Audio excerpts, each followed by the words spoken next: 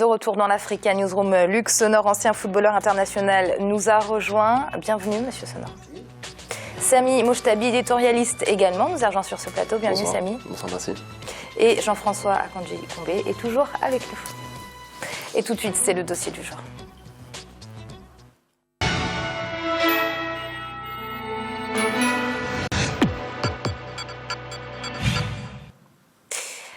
La CAN et la Coupe d'Afrique des Nations 2015 démarrent le 17 janvier avec en match d'ouverture le pays hôte, la Guinée équatoriale, opposée au Congo. 16 équipes seront présentes pour cette compétition phare du continent délocalisé du Maroc en Guinée équatoriale. Toutes les équipes rêvent de brandir le trophée, bien évidemment. Alors quelles sont leurs forces et leurs faiblesses? Élément de réponse avec ce reportage de notre correspondant en Côte d'Ivoire, Olivier Conin. La CAN, Coupe d'Afrique des Nations, est la compétition majeure du continent. Elle rassemble tous les 2 ans les meilleures formations d'Afrique. Pour l'édition 2015, à la notable exception de l'Égypte, 7 fois vainqueur, et du Nigeria, tenant du titre, tous les ténors seront présents en Guinée équatoriale. Algérie, Tunisie et Côte d'Ivoire, dans l'ordre les 3 meilleures équipes africaines selon le classement de la FIFA, sont perçues comme des potentiels vainqueurs. Même chose pour le Cameroun, 4 fois vainqueur de l'épreuve. Ces pronostics vont-ils se réaliser au terme de la compétition? Quels sont les atouts et les faiblesses des différentes équipes? Les têtes d'affiche sont-elles assurées de se qualifier pour le second tour? Les autres équipes ont-elles de chances de remporter le trophée? Une chose est certaine, tout est possible dans une compétition très attendue où le détenteur du trophée n'est pas présent pour défendre son titre de champion d'Afrique. C'est la glorieuse incertitude du sport qui peut profiter à n'importe quelle équipe. L'Afrique du Sud est en train de remonter. Le Congo, après 15 ans d'absence, depuis 2002, revient avec des joueurs capables de faire la différence à tout moment. La RDC, qui a été repêchée parmi les meilleurs troisièmes dans la poule de la Côte d'Ivoire, revient. Ça va être chaud bouillant devant. On va connaître un très bon mois de janvier et février. Dans le groupe A, le pays hôte, la Guinée équatoriale, affrontera le Congo, le Burkina Faso et le Gabon au stade de Bata. Le groupe B est composé de la Zambie, vainqueur en 2012, de la Tunisie, du Cap-Vert et de la République démocratique du Congo.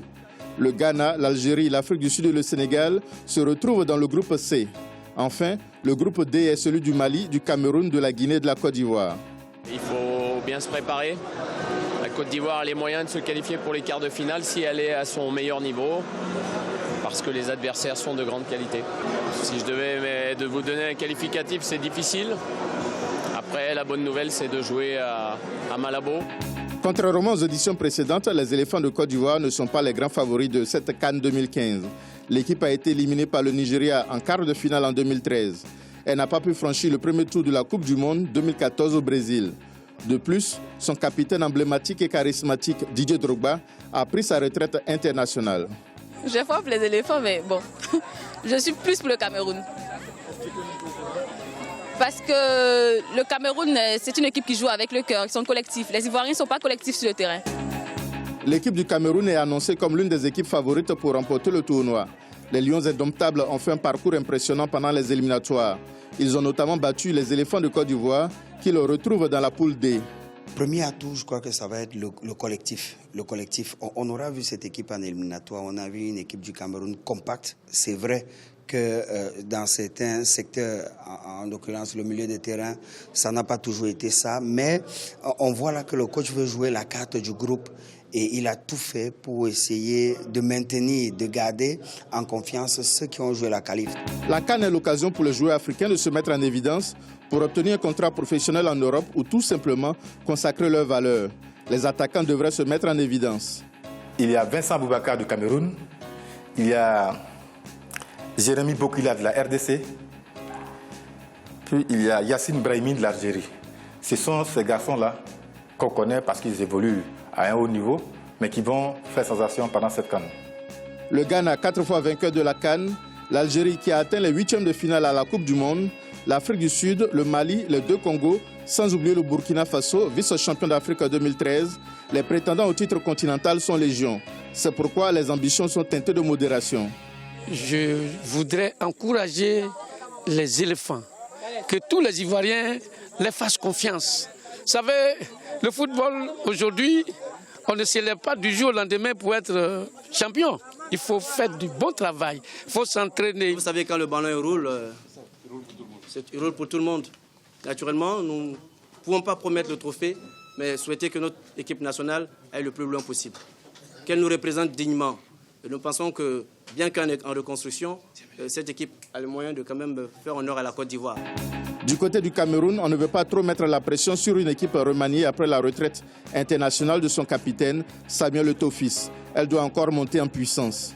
C'est une poule très équilibrée, mais si les Camerounais entament bien la compétition, puisqu'ils ne joueront la Côte d'Ivoire, qui n'est pas une épouvantail pour le Cameroun, mais ils ne joueront la Côte d'Ivoire que lors du dernier match, s'ils entament bien la compétition, ils peuvent logiquement, compte tenu de leur potentiel, franchir le premier tour.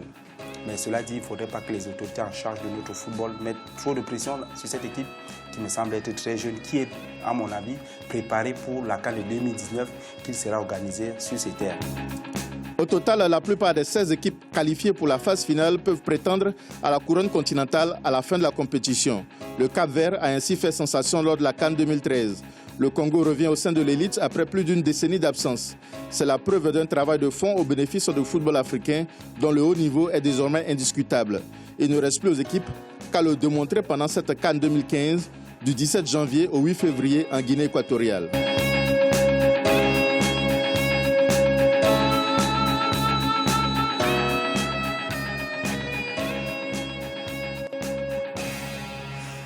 Monsieur Sonor, est-ce qu'on peut parler d'une compétition où tout est possible? Évidemment, tout ce genre de compétition, tout comme les Coupes du Monde, les Championnats d'Europe, les Coupes d'Afrique, évidemment que tout est possible. Et encore plus en Afrique, j'ai envie de dire, dans la mesure où la plupart du temps, les équipes favorites, rarement, gagnent la compétition. Ce qui veut dire que c'est ouvert à tout le monde et il faut en profiter. Samy ? Bien sûr, tout est possible. On l'a vu en 2012 avec la Zambie. Je pense que personne ici autour de cette table, ou même en Afrique, même les Zambiens eux-mêmes pensaient que la Zambie pouvait remporter cette fameuse compétition. Donc oui, tout est possible. Et en plus, le tenant du titre n'est pas là. Donc forcément, ce sera un nouveau vainqueur. Donc oui, je pense qu'il y a beaucoup de nations qui veulent le Graal, quoi. Alors Jean-François, Cameroun, Algérie, c'est un peu les équipes qui partent favoris. Est-ce qu'on est en droit d'en attendre beaucoup aujourd'hui? Alors, ce sont des équipes qui partent favorites parce que ce sont de grandes équipes. Il y a de très beaux joueurs, ils ont un très beau jeu. Encore que lors de la Coupe du Monde, c'était assez contrasté. L'Algérie a mené une Coupe du Monde assez excellente.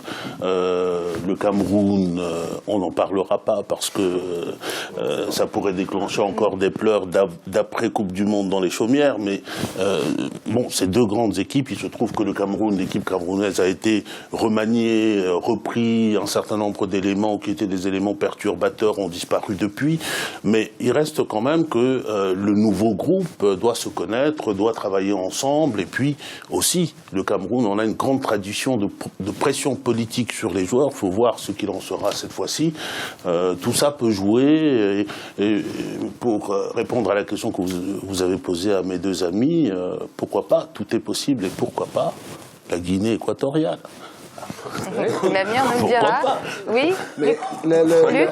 Le gros problème de la Coupe d'Afrique, généralement, quand on sort comme ça d'une Coupe du Monde, c'est que très souvent, on a une tendance à mettre comme favoris les équipes qui ont fait partie de cette Coupe du Monde. Et il se trouve que justement, c'est là où le bas blesse. L'Algérie a fait une très belle Coupe du Monde. Le Cameroun, nous n'en parlons pas, évidemment. La Côte d'Ivoire, ça s'est pas trop mal passé. Mais c'est là où peut-être où il est le danger pour ces équipes-là, c'est que c'est pas le même football. Quand on joue à une Coupe du Monde, on a différentes nations comme les Sud-Américains, les Européens qui ont un football bien ouvert, bien léché. Et du jour au lendemain, on se retrouve avec un football africain où c'est particulièrement fermé parce qu'on est attentif à cette Coupe d'Afrique. Donc forcément, tout le monde pense que oui, ils sont allés en Coupe du Monde, donc ils sont les favoris de la Coupe d'Afrique.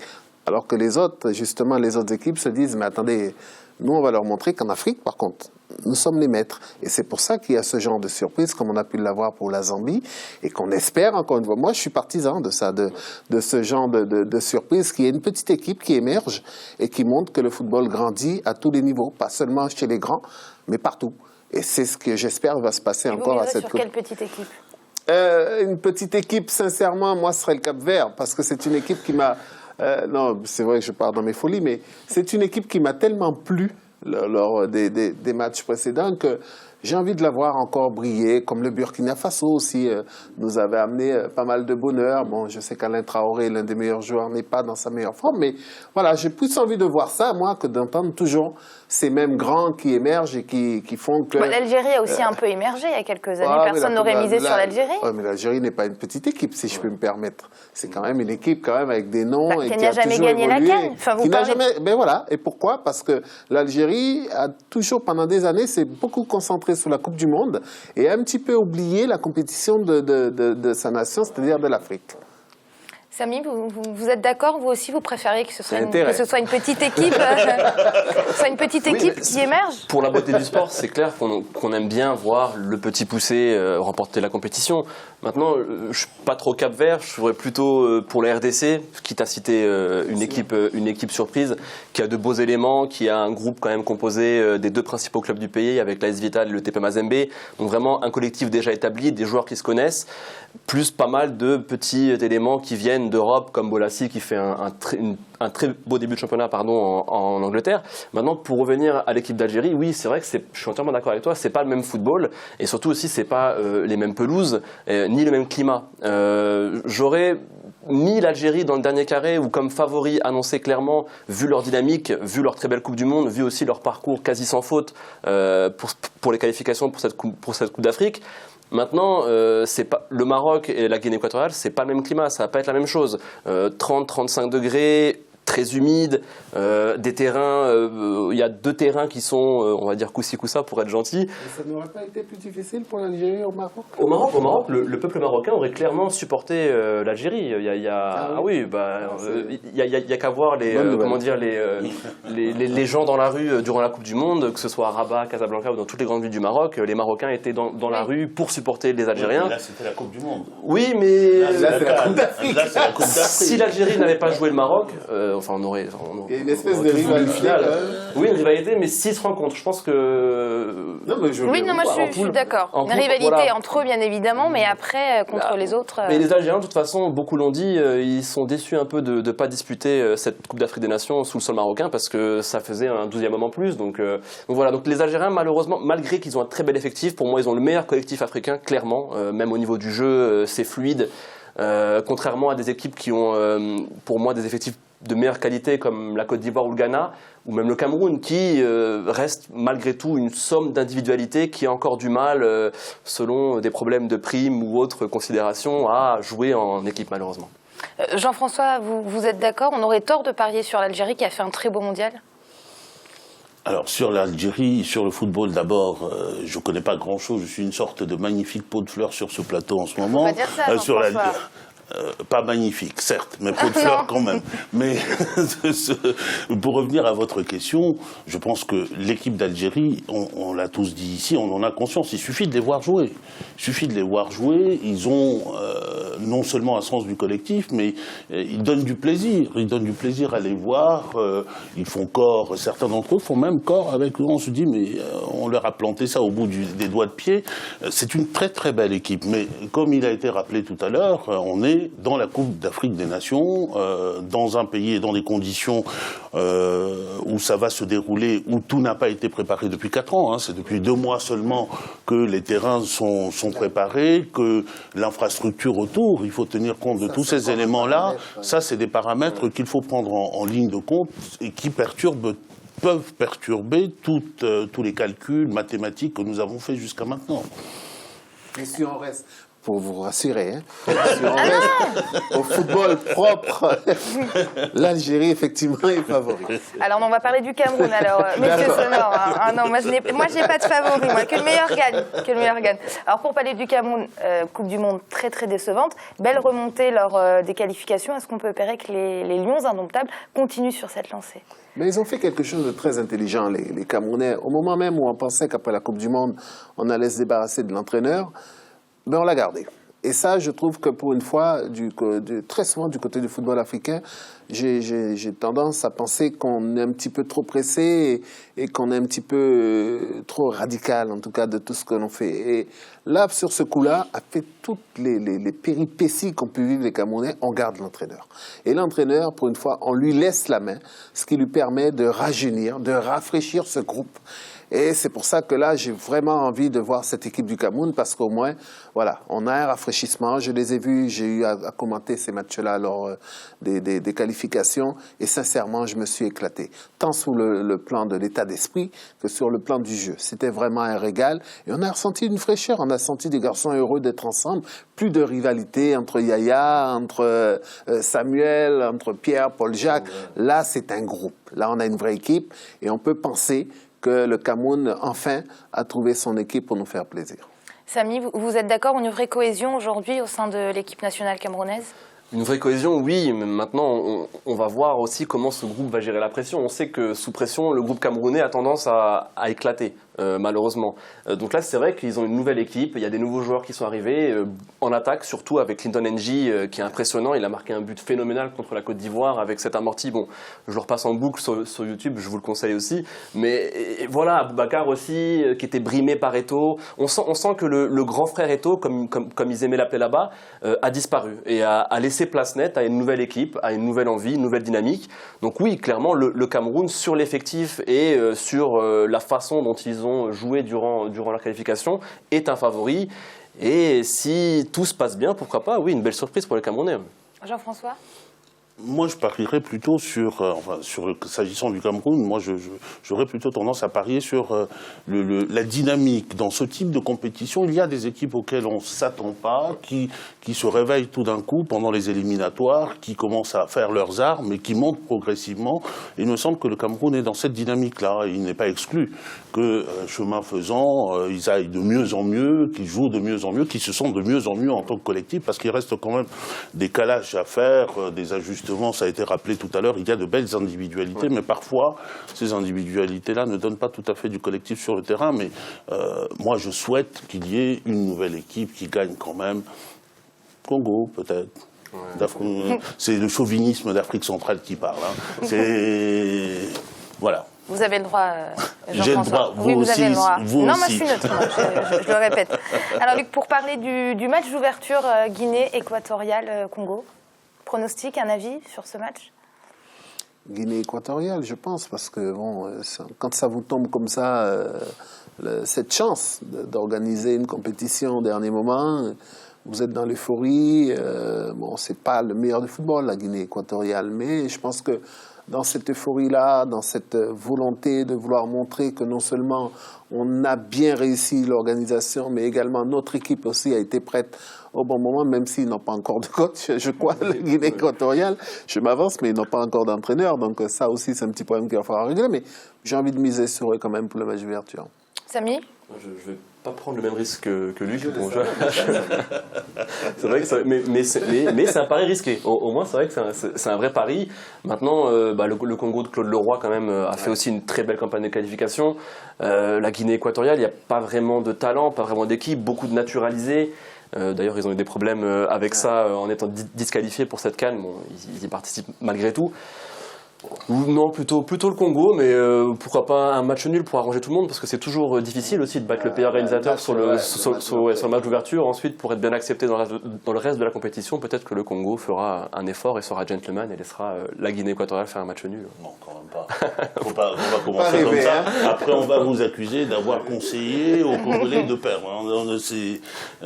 Mais c'est toujours très bien qu'il y ait, pour l'entrée en jeu comme ça, un match nul, ça serait parfait. Ouais, c'est parfait. Ça serait vraiment parfait, à la fois pour le pays, parce qu'il faut savoir quand même être accueilli, le pays qui vous accueille, mais aussi pour les petits qui jouent au football, qui se disent... C'est plein d'espoir que la Guinée équatoriale arrive lors du match d'ouverture à faire un match nul. On l'a vu pour la Coupe du Monde au Brésil, excellent. Les gens étaient déçus pour ce pays organisateur. C'est toujours une déception, on a envie que le pays organisateur gagne un match. Pour l'intérêt même de la compétition, même pour la joie dans les tribunes, si le pays organisateur est encore présent au moins en quart, c'est vrai qu'il y a plus d'ambiance et c'est toujours mieux. C'est important pour lancer vraiment la compétition et ramener les gens, pas qu'ils viennent que pour un seul club.